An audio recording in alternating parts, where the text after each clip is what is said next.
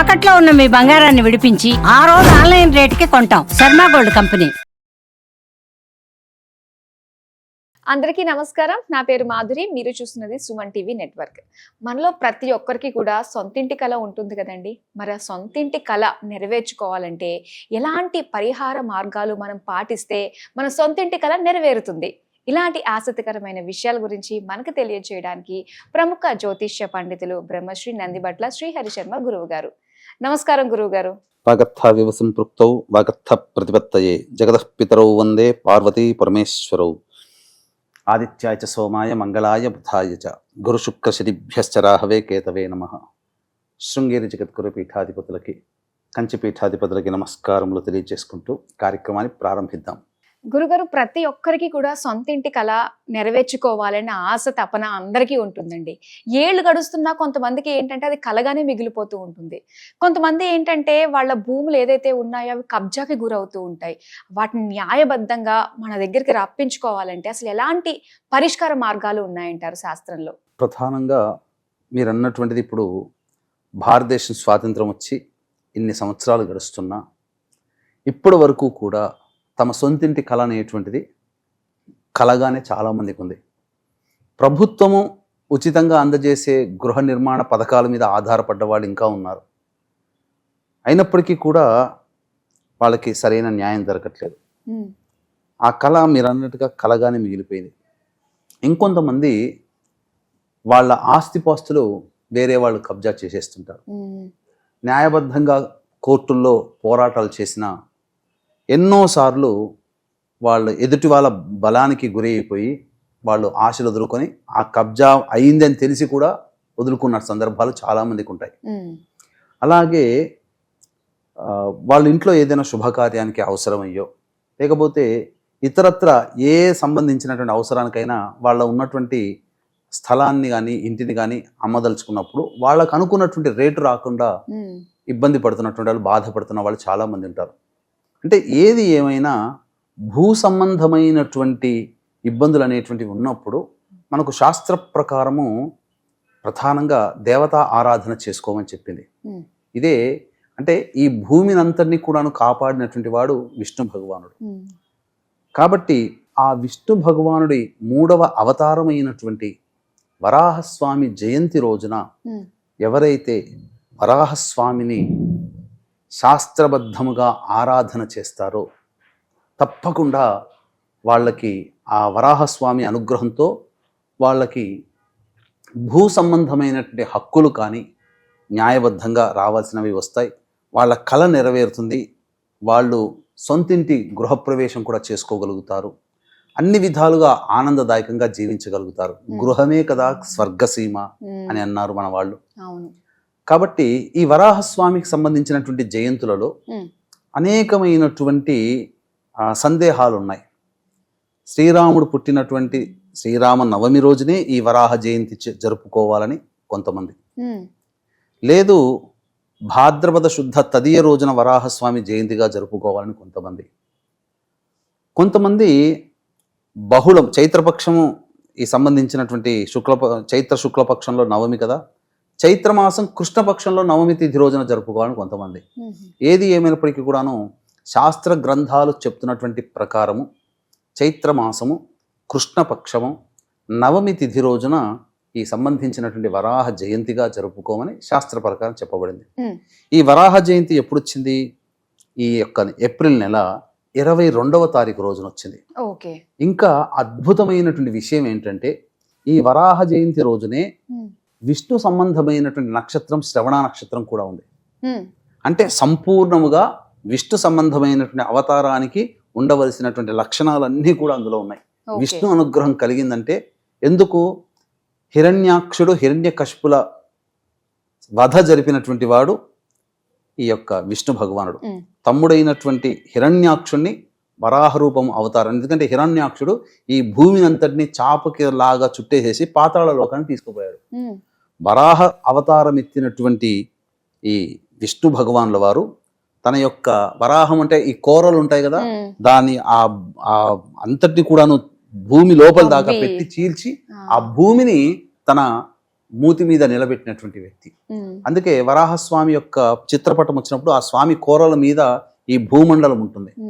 కాబట్టి ఈ భూమండలము అనేటువంటిది వరాహస్వామి మనకు అందించినటువంటిది. అందుకనే మీరు గమనించుకుంటే ఈ తిరుపతికి వెళుతుంటుంటారు కదా, ఆ తిరుపతి వెంకన్న స్వామి ఉండడానికి అవకాశం ఇచ్చింది వరాహస్వామి. ఆ 7 కొండలు ఉంటాయి కదా, అవునండి, తిరుమల కొండ మీద ఉన్నప్పుడు ఆ వరాహస్వామి అక్కడ ఉంటే, నేను ఇక్కడ కలియుగం అర్చామూర్తిగా వెలవబోతున్నాను కాబట్టి నాకు ఇక్కడ ఈ కొండ నాకు చాలా నచ్చింది, ఇక్కడ ఉండడానికి అవకాశం ఇస్తావా అని అంటే వరాహస్వామి ఒక ఆజ్ఞ తీసుకున్నాడు వెంకటేశ్వర శ్రీనివాసుడి దగ్గర నుంచి. నువ్వు ఎలాగో వెలుస్తావు, దేవతామూర్తివి, మరి నిన్ను చూడడానికి వచ్చినటువంటి భక్తులందరూ మొట్టమొదట నన్ను చూసిన తర్వాతనే నిన్ను చూసేటట్టుగా నువ్వు అంగీకరిస్తే నేను ఇక్కడ నిన్ను ఉండడానికి అంగీకరిస్తాను అని చెప్తారు. అందుకనే చక్రతీర్థం పక్కన భూవరాహస్వామి ఆలయం ఉంటుంది.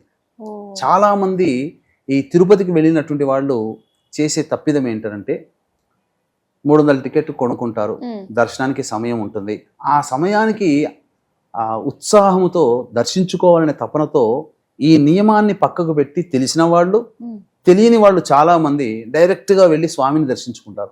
అలా దర్శించుకుంటే ఫలితం రాదమ్మా. అందుకనే భూవరాహ స్వామిని మొట్టమొదటి దర్శనం చేసుకోవాలి.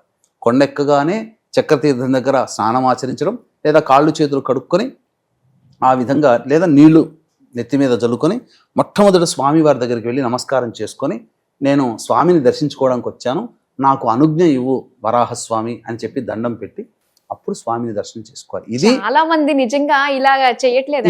ఇది విధానం, ఇది చరిత్ర, ఇది ఆయన ఇచ్చిన వరం. అందుకనే అలా చేస్తేనే వెంకటేశ్వర స్వామి దర్శించుకున్న పుణ్యఫలం దక్కుతుంది. ఇది చేసుకోవాలమ్మా. మనకు ఈ సంబంధించినటువంటి వరాహస్వామికి సంబంధించినటువంటి దేవతా అంశ ఉన్నటువంటి క్షేత్రాలు 2 ఉన్నాయి. ఒకటి తిరుపతిలో ఉన్నటువంటి భూవరాహస్వామి, 2 సింహాచల క్షేత్రంలో వెలిసినటువంటి అప్పన్న స్వామి. కాబట్టి వరాహ జయంతి 22వ తారీఖు అయింది కావున ఆ రోజున కొన్ని నియమాలు అనేటువంటివి పాటించుకోవాలమ్మా. అవి ఎలాంటి నియమాలు గురుగారు? ఏం చేయాలంటారు? ఏం చేయాలి? ఈ స్వామిని మనము కొంత కలశంలో ఆవాహన చేసుకొని ఒక మంత్రం ఉంటుంది, ఆ మంత్రం కూడా తెలియచేస్తాను. ఆ మంత్రాన్ని 10,000 సార్లు ఆ రోజు కానీ, లేదా ఆ రోజున 1008 సార్లు కానీ చేస్తే చాలా విశేషం.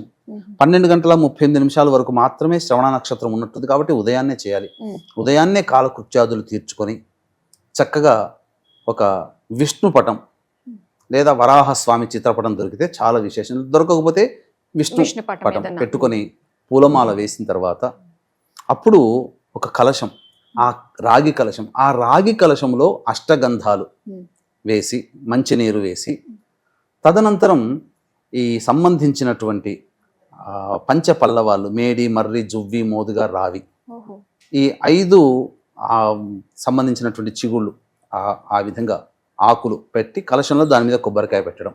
ఇవేవీ లేకపోతే కనీసము మామిడి ఆకులైనా పెట్టి మధ్యలో తులసి పెట్టైన తులసి సంబంధించిన పత్రాలు కూడా పెట్టి కలశం పెట్టి, అప్పుడు కలశం మీద జాకెట్ పెట్టి ఆ యొక్క మొట్టమొదలు గణపతి స్వామిని ఆరాధన చేసి సంకల్పం చెప్పుకొని గృహప్రవేశం చేసుకోవాలనే ఉద్దేశము, నూతన గృహం కావాలనో, ఉన్న ఇల్లు అమ్ముకోదలుచుకున్న మంచి రేటు రావాలనో, లేకపోతే కబ్జా అయినటువంటిది మనకు రావాలనో సంకల్పం పెట్టుకోవాలి.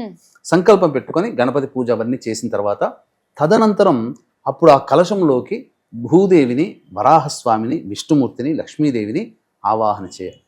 నవగ్రహాల్లో ప్రధానంగా విశేషంగా కుజుడిని కూడా ఆవాహన చేయాలి. చేసిన తర్వాత అప్పుడు ఈ సంబంధించినటువంటి వరాహస్వామి అష్టోత్తరం ఉంటుంది, కలశంలో అష్టోత్తర పూజ చేయాలి.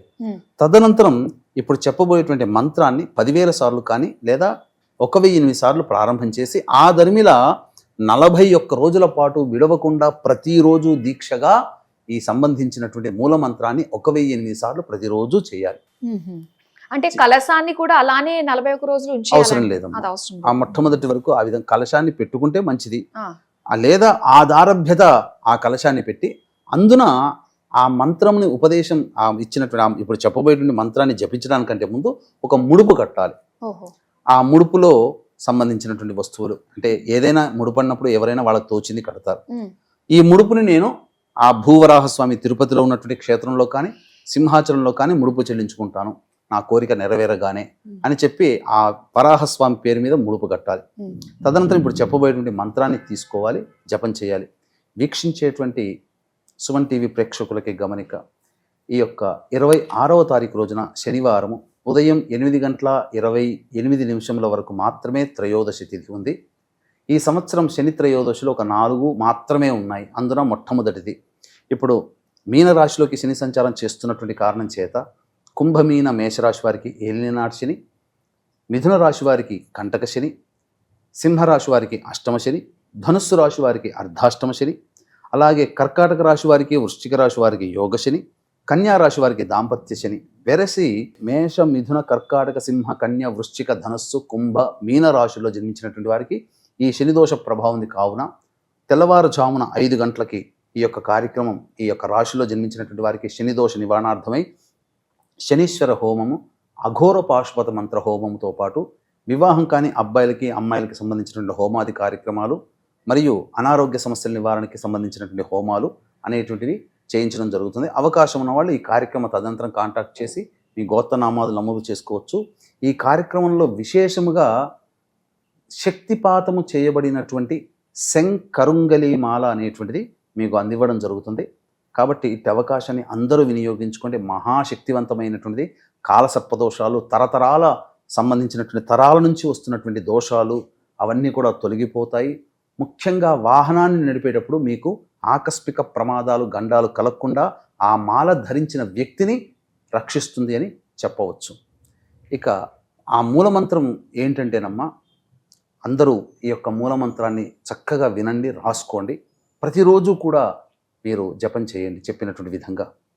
ఓం శ్రీం భూవరాహాయ ధరణి ఉద్ధారకాయ నమః. ఓం శ్రీం భూవరాహాయ ధరణి ఉద్ధారకాయ నమః. ఓం శ్రీం భూవరాహాయ ధరణి ఉద్ధారకాయ నమః. ఈ నామాన్ని 1000 సార్లు జపం చేసి ఈ విధంగా 41 రోజులు కనుక చేయొచ్చు. వరాహ జయంతి రోజున 10,000 సార్లు చేస్తే ఆ మంత్రసిద్ధి లభిస్తుంది. అందరూ కూడా చేయొచ్చు. దీనికి కులమత భేదం అంటూ ఏమీ లేదు. ఇది సామాన్యమైనటువంటి నామము అయినా కానీ అమోఘంగా, అంటే మంత్రదీక్ష తీసుకోగలిగే నామము కాదు ఇది. అందరూ చేయదగినటువంటి నామము. కాబట్టి అందరూ సామాన్యం అంటే ఏదో పనికిరానిదని కాదమ్మా. సామాన్యం అంటే నేను చెప్పే ఉద్దేశంలో కొన్ని ఉపాసనా మంత్రాలు గురువు దగ్గరనే తీసుకోవాలి. ఇది అందరూ చేయగలిగినటువంటి నామము అనే ఉద్దేశంతో చెప్పాను. కాబట్టి చక్కగా అందరూ దీన్ని పాటించి సత్ఫలితాలు పొందండి. ఈ యొక్క నామాన్ని జపించి ఎంతో మంది పూర్వకాలంలో తమ యొక్క గృహము అనేటువంటి కోరికను నెరవేర్చుకున్న వాళ్ళు ఉన్నారు. కాబట్టి మీరు కూడా ఈ యొక్క చక్కటి నియమాన్ని సశాస్త్రీయముగా పాటించండి. విశ్వాసం ఉంచి నమ్మకంతో చేయండి. మీ కోరిక నెరవేరుతుంది. నెరవేరగానే తిరుపతిలో ఉన్నటువంటి భూవరాహ స్వామికి కానీ, సింహాచలంలో వెలిసినటువంటి వెంకట అప్పన్న స్వామికి కానీ మీ ముడుపుని చెల్లించుకోండి. తప్పకుండా మీకు మంచి జరుగుతుంది. మీ మంచి జరిగితే నాకు చాలా సంతోషము. అవకాశం ఉంటే 26వ తారీఖు రోజున ఈ చెప్పినటువంటి రాశుల్లో జన్మించినటువంటి వారికి గోత్రనామాదులతో జరిగే శనిదోష నివారణ పూజల హోమాల్లో పాల్గొనే ప్రయత్నం చేయండి. ఇంకా మీకు మంచి జరుగుతుందని చెప్పవచ్చు. చాలా సంతోషం గురుగారు. అంటే ప్రతి ఒక్కరికి కూడా సొంతింటి కళ నెరవేర్చుకోవడానికి తాపత్రయపడుతూ ఉంటారు. దానికి 41 రోజుల దీక్షగా ఈ రోజు వరాహ జయంతి రోజు కనుక ప్రారంభించినట్లయితే ప్రతి ఒక్కరి సమస్య తీరుతుందని చాలా చక్కగా మాకు తెలియజేసినందుకు ధన్యవాదాలు.